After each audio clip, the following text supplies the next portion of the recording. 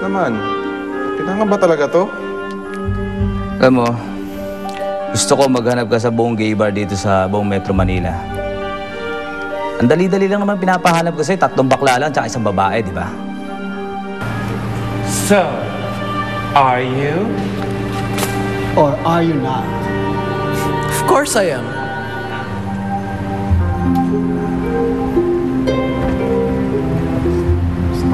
Hello. Hello?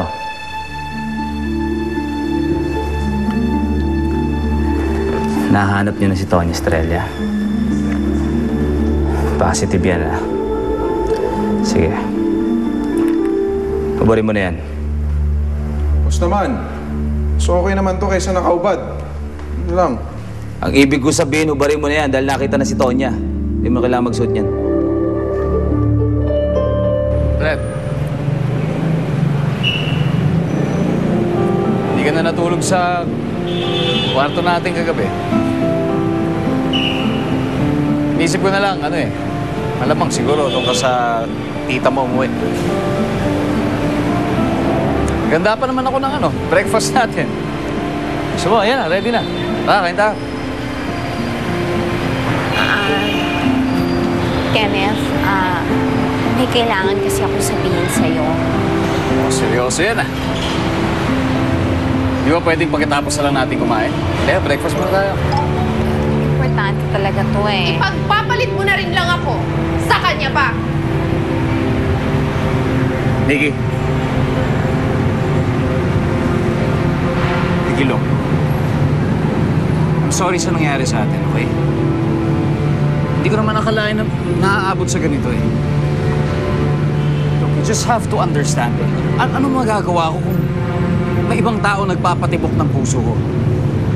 Okay, alam kong mahirap intindihin na kung bakit ako nagkagusto sa isang bakla. Pero kahit ako mismo, hindi ko maipaliwanag eh. Basta mahal ko si Tonet.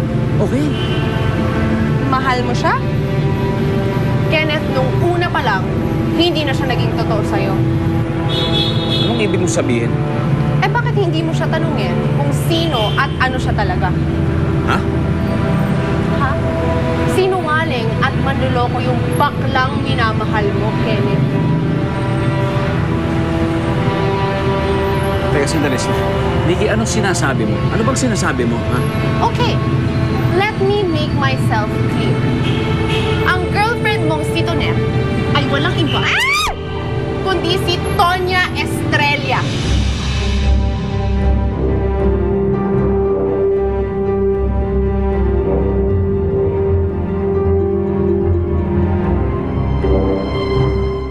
Ilang beses kong ginusto kong sabihin sa inyo, kaya lang Ano? natatakot ako eh. Natatakot ka kaya patuloy mo ako niloko. Kaya hinayaan mo na lang na mahulog ang loob ko sa'yo. Kahit ano pang kasinungalingan ang ginawa niya, ang sinabi niya, alam kong tunay ang pagmamahal niya sa'yo.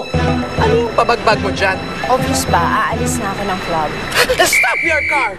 Ano ba nangyayari dito? We think vodka's missing. Ito ang kaisani, boy! So you mean, may masama nangyari sa kanya? Oh my God! Anong balak mong gawin sa kanya? Buhay ni Mia ang kinuha niya. Kaya buhay din niya ang kapalit.